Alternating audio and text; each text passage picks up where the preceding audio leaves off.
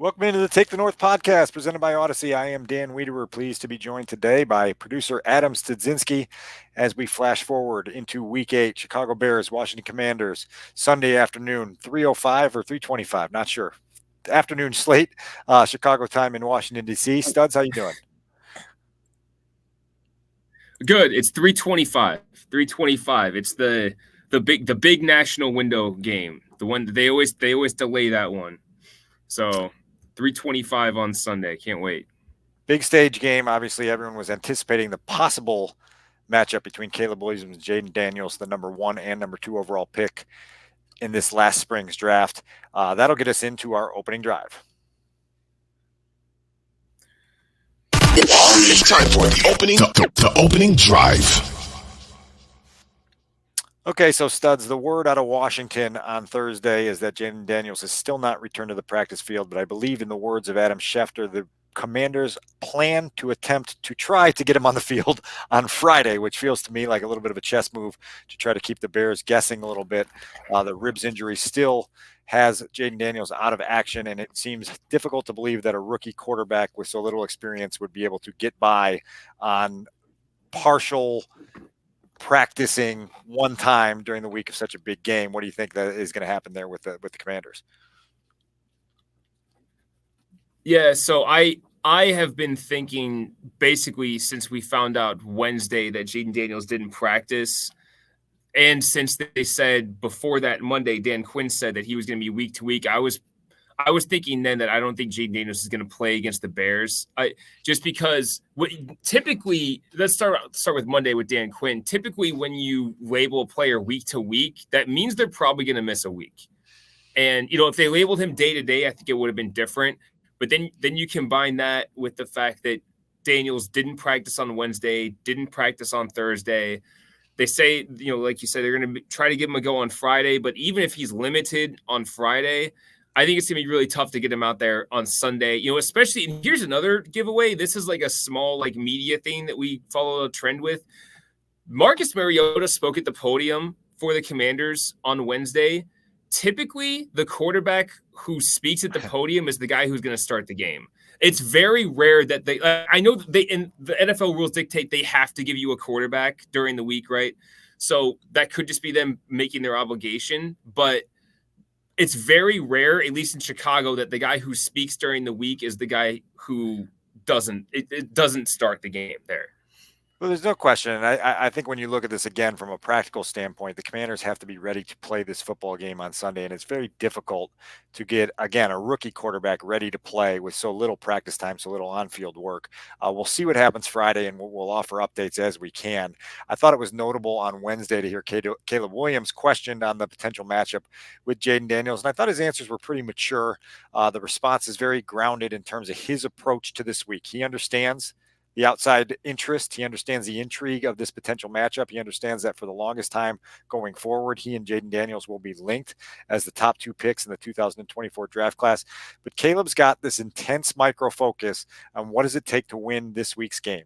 And who's playing quarterback for the Washington Commanders doesn't affect that. Mm-hmm. And so to listen to him sort of verbalize that in a way that was straightforward, but still accommodating, I thought was notable, and another sign of a guy that knows how to lock in on what's important in a week like this. Yeah, and I've been thinking that the idea that he cares a lot about this game because it's his hometown, I think was something that outside people were kind of putting on him, because I don't think that he, and maybe he does, but from what I've gathered, I don't know if he has this huge connection with his hometown and the Commanders. He said he's been home a handful of times since he went to Oklahoma. No doubt. So I think he's just been so I think he's been so laser focused on his career and what he needs to do to be a great quarterback. He basically said that growing up, he wasn't even a Washington fan. He kind of followed the Packers because he's an Aaron Rodgers guy. So, and then, you can, so you kind of drive that forward, and then you add in the fact that what you said, he's so locked in, he wants to win every game that there is. And the opponent to him is just the next team up. Plus, like we talk about all the time about, this quarterback versus this quarterback. They're never on the field at the same time. And, there are like the back and forth battles that Peyton Manning and Tom Brady had. But like ultimately the quarterback's matchup is against the defense. So that's where his focus is going to be. And, whether Jayden Daniels plays or not doesn't affect what he's going to do in the game. Well, yeah, and Rome Odunze was asked about the storyline as well on Wednesday, and he mentioned that, look, like Jayden Daniels doesn't play safety, and so we don't have to really concern ourselves with his health on the offensive side of the football. And he said, listen, like obviously our offense wants to outscore their offense because that's how you win football games in the NFL, but ultimately you have to keep the main thing, and the main thing is continuing the momentum that they built in London and before that at Soldier Field against the Panthers. This offense feels like it's found a flow, and so their hope is to continue that.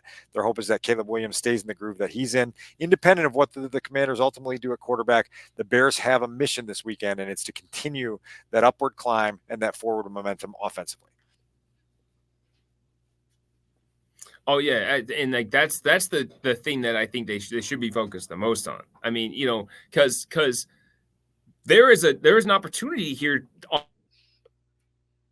the game because Washington's defense, it's the secondary, I should say, they're defensively, like they haven't played well. I think they're in the bottom 10 of the league when it comes to defending the pass. So it's an opportunity for another big game here. And I actually expect them, and we'll get into this more in our predictions, I expect them to keep things rolling offensively. I don't know if they'll score 30 points again, but I expect them to continue to do well. And I think the biggest question is who has the big game for the receiving core. DJ Moore had an awesome game against Washington last year, and a lot of that was because Washington was so stagnant in their coverage. And they're much less stagnant this year. Dan Quinn has kind of cleaned that up, but they'd still play a lot of man defense. And the Bears have proven over the last 2 weeks that if you're going to play man defense against them, they're going to rip you apart. So, like if Washington does, I think I saw a stat earlier this week, they play like 29% man coverage with a single high safety. And I mean, if they're going to do that against the Bears, then the Bears should be able to move the ball fairly well. So again, we'll get into more of that. That's leading my prediction a little bit, but we'll get into that later. It was clear on Wednesday that DJ Moore was certainly looking forward to the return to Washington, where he had his best game of 2023 with that huge Thursday night performance that he had a year ago. Another homecoming of sorts for Montez Sweat. He'll be going back to Washington almost a year to the day that the Commanders traded him to the Bears and gave his career new life. Since joining the Bears, Montez Sweat signed his second NFL contract, went to his first Pro Bowl. For the first time in his career, Studs, he's here in week 7. I guess it's week 8 now, but through 6 games, he's got a winning record. It's never happened in his career before. And so I asked him about that on Thursday afternoon, and he said, yeah, like I'm happier. It's just, it's fun to be part of a winning team. He did reflect a little bit on what it's going to be like to go back and play at Northwest Stadium, which used to be FedEx Field when he started his career there.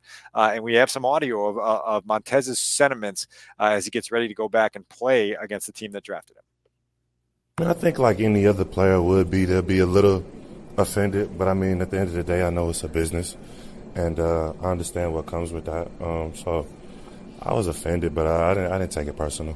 What got you through that or over it, if you are over it? Yeah, just being around the guys here. They welcomed me in with open arms. And it was one of my better seasons that year that I got traded, and it was so. I think just being here and the guys welcoming me in just got me well accustomed. I think I'm happy just being somewhere that I'm wanted. So being a place where that they want me to be here, where I got a spot. It's a good environment. When you're around guys that you want to play for, you're around coaches that you want to play for, you go harder. I think that's a big part of the game. In the name of human nature, you had to have circled this game on the schedule, right? I mean, not necessarily, but it's here now, so we here. You just got to just be where your feet are at. And you want to do damage, right? I mean, I want to do damage every week. So maybe this week is maybe a little bit motivational, but not. It's just another week.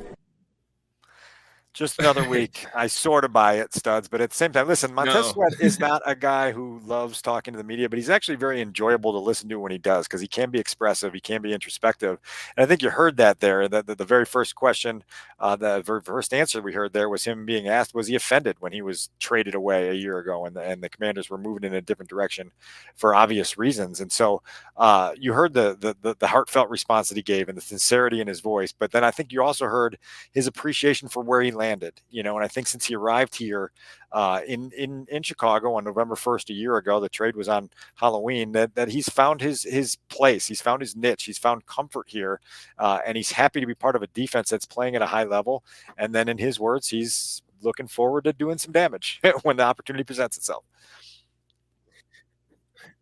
Yeah, and all right, so we'll start with like kind of what you were saying there. Now, back to Caleb. I believe Caleb doesn't have extra motivation for this game. I don't believe that Montez Sweat when he says that. Like, I think that he has a little something extra in this. It's similar to DJ Moore last season when they played the Panthers for the first time. Like, he kind of played it down, but you knew that he was out to get them last year. I think that Montez Sweat has a, he's like you hear there, he's, kind of talks mellow. Like, you don't see the anger in his eyes until he's out on the field. But I think he wants to get after them in this game. Like, I really think that I don't know how angry he was necessarily, but I mean, for him to be shipped off and sent to the Bears like that, I think, I think there's a little edge there. I think there's a little edge. And I shouldn't say shipped off. He ends up, on a team that's on the rise and with a winning record, like you said, for the first time in his career. And I know this is going to kind of, lead us into his next cut here, but like, he's also got an offense that's playing well for basically the first time in his career. And that's I know been really good for him.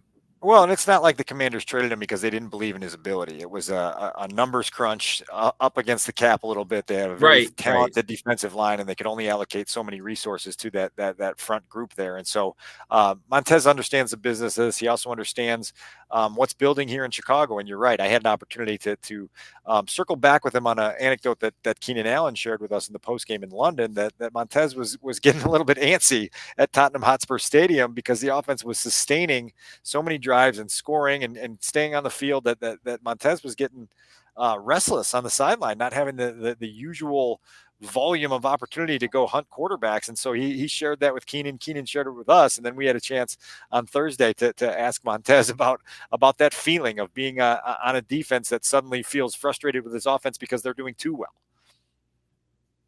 Yeah, it's a different type of feeling. Because I'm used to just 3 and outs and get back out there. Sometimes it gets frustrating, but you embrace those things. But to be on the other side of things, you're just hungry and you waiting for your opportunity to get back out there and make some plays. So that's a hungry Montez Sweat looking to do damage on Sunday at Northwest Stadium. It's got to be such a freeing feeling too. Like while you want to be out there.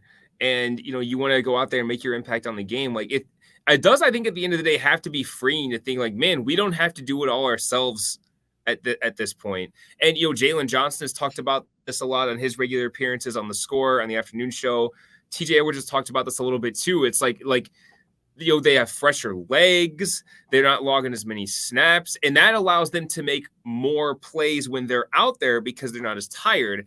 And, I think as the season goes on too, we've talked before about specifically the defensive line and how they rotate their guys in and out. So, hey, look, if you're not out there on the field as much because your offense is moving the ball, that means that the coaches can say, hey, look, maybe we can give our guys an extra series and not have to worry about the rotation as much because we can keep our A guys out there because they're not as tired. So, like, a lot of things start pointing upwards when your offense starts playing well like the Bears have. It would be great to have two sides of the ball that you feel like you can really lean into and rely on depending on what each game asks. And then we'll see what Sunday has to ask. So with that, let's get into our what to watch for and prediction segment.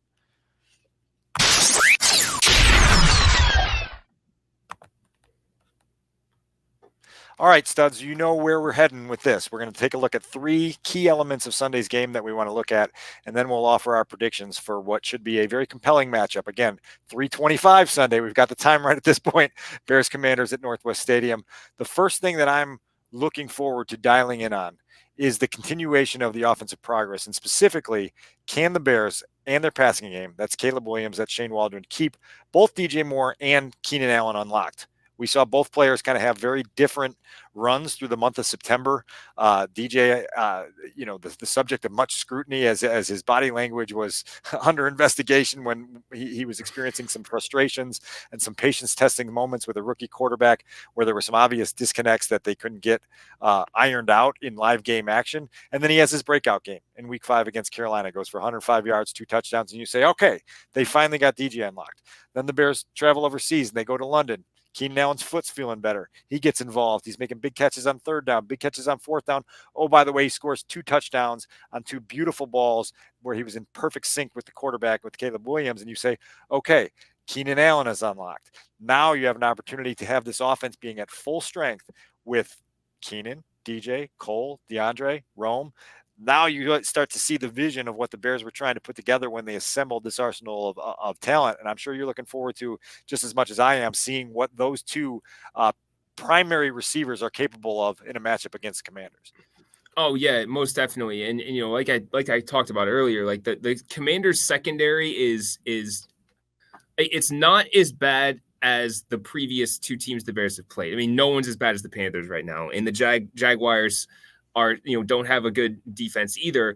The Commanders are a step up, but they still have a secondary that can be exposed, especially when you bring out as many weapons as the Bears have. So like I'm really, along with all this, I'm really curious to see the way that Caleb distributes everything, because I think he's been like, we found out from a report from Stacey Dales after or during the London game, maybe, about how Caleb was very intent on, before the game against the Jags, that I need to get Keenan Allen going. Sure. Like, and he goes out and he gets him 2 touchdowns. Now, I don't think that Caleb is one to force the ball to people. I think he's very much going to play within, like, look, if this play is designed to go a certain way, like, I'm going to follow where the play goes. I'm not going to try and force it to a guy just to force it to a guy. But so that's why I'm curious to see, like, who, I think somebody's going to have a big game. And I think it's just a matter of who. And like, I think that's a really when's the last time, Dan, we had a Bears offense that we're sitting here and be like, who's going to have the big game? Not just hoping that somebody has a big game. It was 2013, and to my recollection, right? Like, it really was that group with Forte and Marshall and Jeffrey and Bennett and Cutler, and you had a group that set records for the franchise that year, where you really felt like they were humming.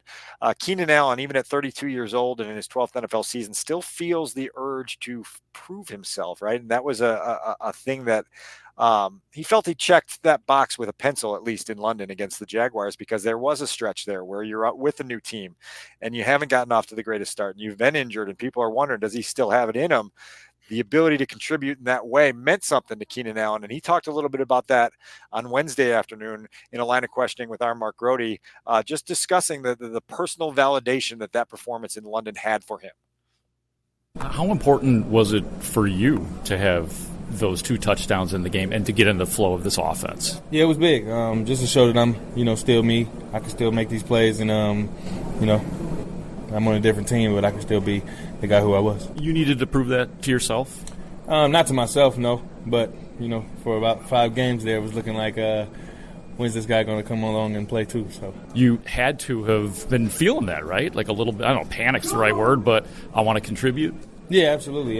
Just like you said, want to contribute, be a part of the offense, be a part of the party, as I would say, and just join the guys.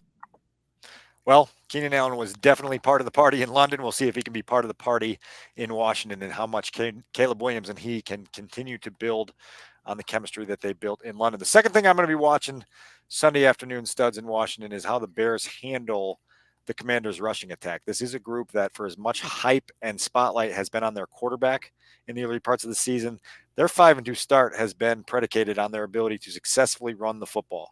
We heard from Eric Washington on Thursday about the number of different things they do in their running game, whether it be inside zone, outside zone, various things schematically that they do to get their running backs and then their quarterbacks going with some zone read and some RPOs and things of that nature. You've got a very diverse rushing attack here, and you've got a running back in Brian Robinson Jr., who's been very, very productive through the first 2 months of the season and runs really, really hard. And so I think it's going to be fascinating to see how an improving Bears defense, a proven and improving Bears defense, handles that challenge on Sunday in Washington. Yeah, it's, and I'm also curious to see if Jayden Daniels doesn't play, how that affects what they do. And it's not that Marcus Mariota can't run the ball effectively. He's not as athletic as he used to be. But I mean, especially when he was in college at Oregon, they ran a lot of these same concepts like RPO stuff. So they're not afraid, I'm sure, to use him a little bit in the run game. He's not going to be the electrifying runner that Jayden Daniels is. Again, that's if they get Mariota instead of Jayden Daniels. So that could have an effect on the run game. But also, I mean, Cliff Kingsbury in the last game against the Panthers, when they found out after the first drive that Jayden Daniels was hurting, they called 8 straight run plays and scored a touchdown. So they can just pound the ball. Now, again, caveat against the Panthers, and you can pretty much do anything against the Panthers at this point. But you'd like to think they wouldn't be able to do that against the Bears. You'd like to think that you shouldn't be able to do that against any NFL team, realistically. But you'd like to think the Bears would be able to stop the run if you ran it 8 straight times at them and it wasn't in, a 4-minute situation where you're trying to grind clock. So that's probably like the thing. This is the 3rd, 4th week in a row where like the number one thing we're going to look at defensively. Like I think we're pretty confident in the Bears secondary, even if they are without Kyler Gordon again or Jaquan Brisker, that they can find a way to limit Washington's pass game. So it's going to come down to the running game, no matter who's playing quarterback. No question about it. And Eric Washington was also straightforward on Thursday and talking about, look, like the offense doesn't change much depending on who's playing quarterback. Jayden Daniels and Marcus Mariota run a very similar system that they have flowing there in Washington under Cliff Kingsbury, but obviously they're different players. And so the ways that Jayden Daniels can threaten you with his legs are different than the way Marcus Mariota can. The experience that Marcus Mariota brings to the table is different than what Jayden Daniels brings. And so that may limit you in some ways in terms of the types of disguises and looks you use trying to trick a young quarterback that a guy with a full library of information can handle. So it'll be really interesting to see kind of how the running game makes whoever plays quarterback, assuming it's Mariota right now, comfortable, and if the Bears can make him uncomfortable and then force him to give the football away, now all of a sudden you've got the formula for the type of afternoon that the Bears have been enjoying now for the last several weeks, and we'll see if they can keep it going on Sunday in Washington. The last thing we're going to look at in our matchup here, Studs, is the coaching part of things. We can talk all about the decisions the Bears have made over the last few years. They had the choice between Caleb Williams and Jayden Daniels. They chose Caleb Williams. In 2022, they had the choice on who they were going to hire as head coach. They chose Matt Eberflus. Dan Quinn was a finalist for that job in 2022. This offseason, after firing Luke Getsy, Matt Eberflus went out on a long West Coast-oriented trip to find his new OC, interviewed a whole bunch of people, hired Shane Waldron, but also talked at length with Cliff Kingsbury. So there's going to be a coaching comparison on Sunday. Quinn versus Eberflus, Waldron versus Kingsbury, both sides trying to play their various chess matches. Going to be fun to watch because we can always play that game of the sliding doors and what might have been and who's doing this better and who's doing this worse. And we'll see how it plays out for one afternoon anyway on Sunday in Landover, Maryland. Yeah, it is funny. Like I don't know if you know or have heard of the show What If. It's an MCU show on Disney Plus where they explore different alternative timelines within the MCU.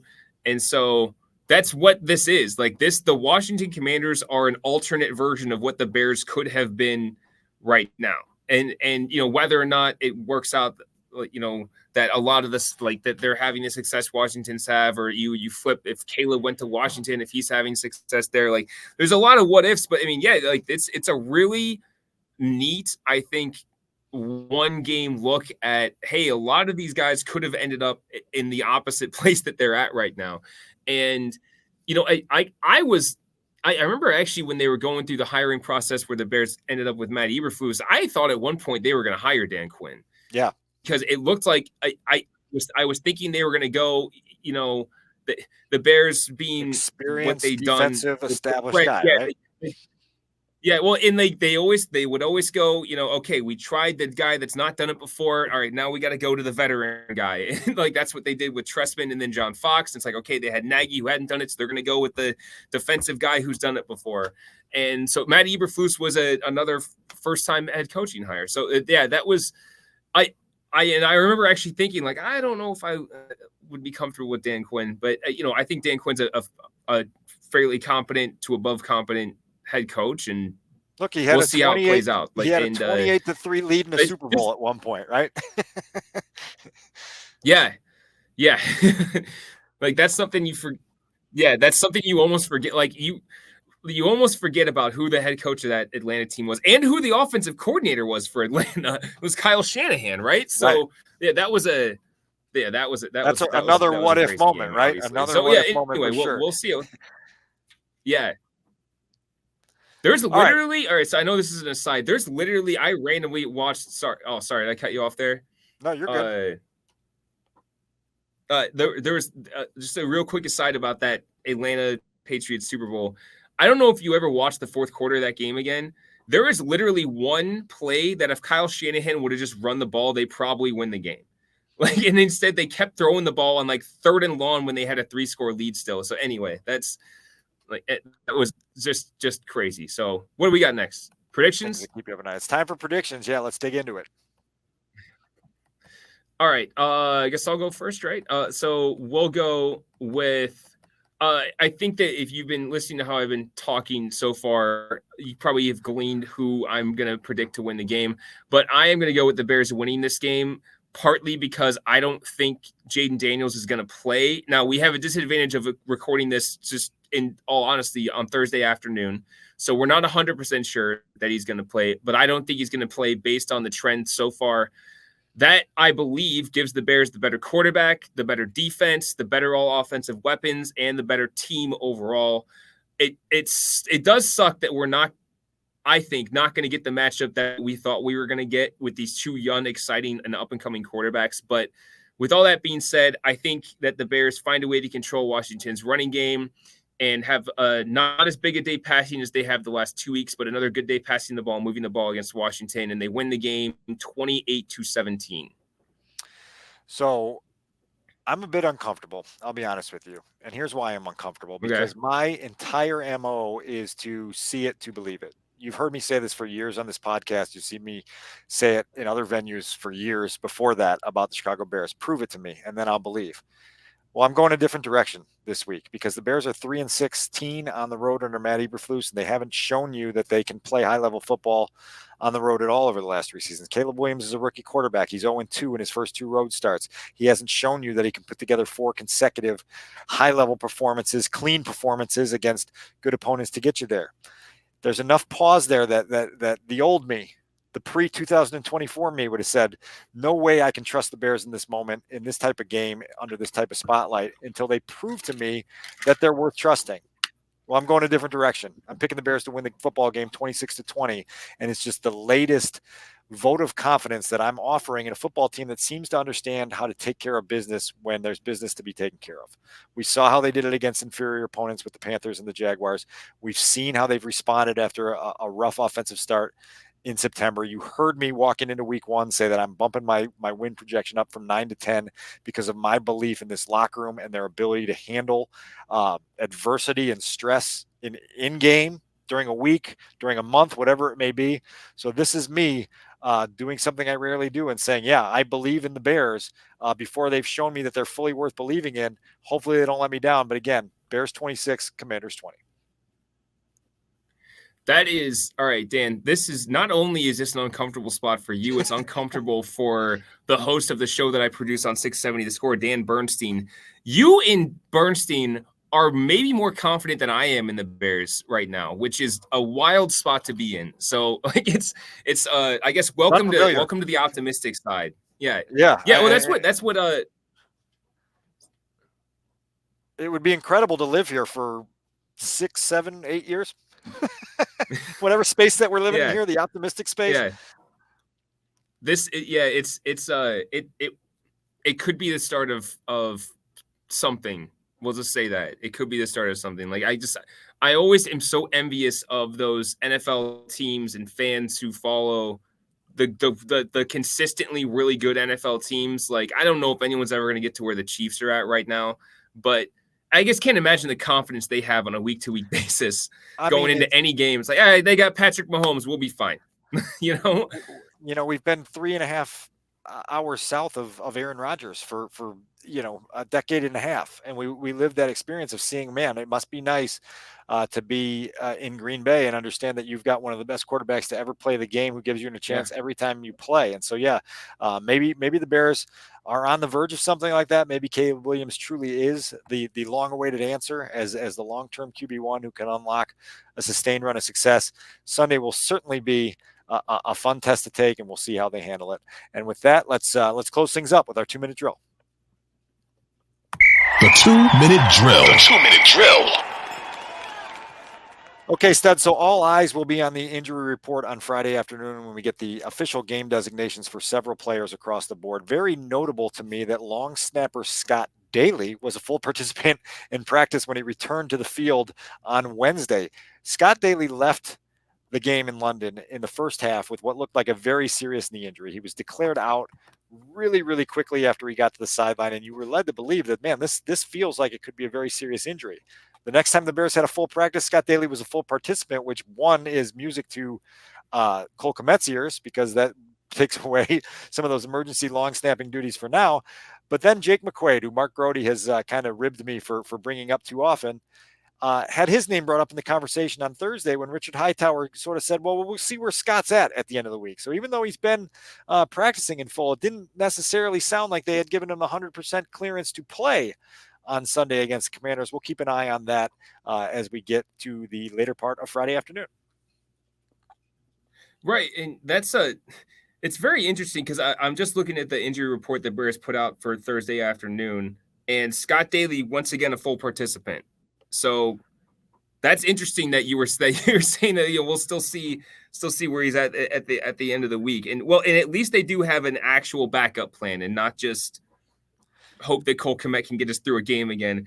And I also do want to note, since we're on the injury report topic, Kyler Gordon and Jaquan Brisker did not practice again for the Bears, so their status very much in doubt for Sunday. But Terrell Smith, who has missed a lot of time, has Terrell Smith played yet this season? I can't remember if he was healthy week 1 or not. He was definitely healthy from a hip injury. Yeah. So he's practiced in full this year. Yeah. So he practiced in full, and Tyreek Stevenson limited once again. So he's probably going to be questionable, but we'll see. I feel good about Tyreek Stevenson, but that's the injury report for the DBs right there. Yeah, the health of your secondary is going to be a big deal in this football game. We obviously have talked a lot about Jalen Jones and Josh Blackwell and Elijah Hicks and the job they did in London, stepping in when needed.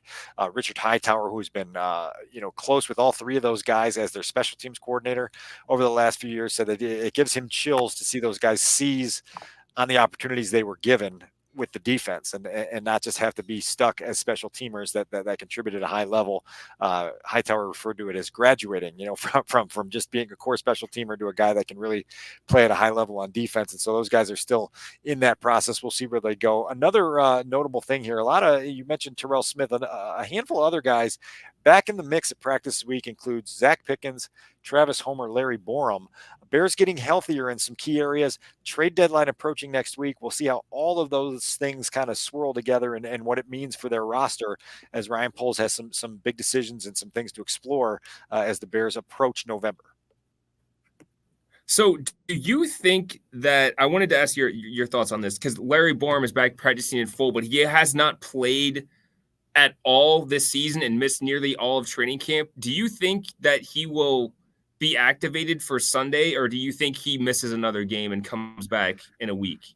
Yeah, I think he misses another game. You don't really need him right now. You've had Karan Amagaji active. You've had him in for those jumbo packages that they've put in at certain points. You feel like he's a guy that can kind of emerge as your swing tackle as needed. You do know what the versatility that Matt Pryor has. They feel like they found a little bit of an answer on their offensive line with the current combination of 5, which has excluded Nate Davis, as you know. And if anybody wants to trade for Nate Davis, including your flag football team, they need anybody, you can give Ryan Poles a call. He'd probably take some money for that trade offer. But I digress. But they feel like they've gotten an offensive line here now that is solidified and cohesive. And the hope is that you don't have to change that too much in the coming weeks. Yeah, and I will say that in the flag football league I play in, you're not allowed to block at all. So I don't know if we have much use for a right guard. I mean, and if he's fast enough, we'll take him. But we'll take a former, take a pro football player.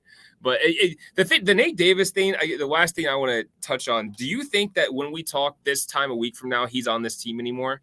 Because we'll be past the trade deadline by this time next week. Yeah, I mean, I don't think anyone's trading for him. Now it's a matter of what the Bears need to do with their roster mechanics to handle the 53-man roster. And if they need a spot, he could be a casualty cut here. And that wouldn't surprise anybody that's been following this closely. And so the days are numbered, whether it's this time next week, this time 2 weeks, this time in 3 weeks. We'll see kind of what their offensive line health and situation looks like. But I don't think you're going to see a lot more of Nate Davis on the football field with the Chicago Bears anytime soon. Yeah, and I agree. I don't think I didn't want to insinuate anyone's going to be trading for him. I don't think anyone's trading for him. I'm with you on that. Like I was more insinuating, do you think he's going to get cut? Because I have a feeling he might be. So, yeah, that's going to be something to keep an eye on. Very last thing, Shane Waldron met with the media on Thursday, and while he did talk about kind of the description of what goes on with their starts to games and whether they use a script, whether they use priority calls or situational starters or openers, whatever you want to call them.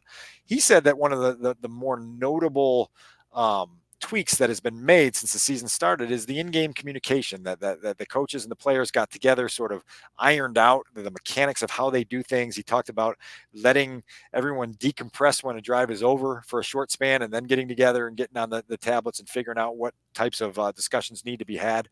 There seems to be a healthy back and forth really over the first month and a half of the season with this football team of trying to figure out what works and what works best for everybody. And there's some years where you go, man, they're really grasping. This is one of those years where it just feels like there is a problem solving knack amongst this group to try to find the right flow of everything. And they understand their opportunity here to become a winning football team and a contending football team. And they're not leaving a lot to chance. And so that's a credit to the coaching staff for being open-minded, the leadership of this team for feeling empowered and comfortable speaking up.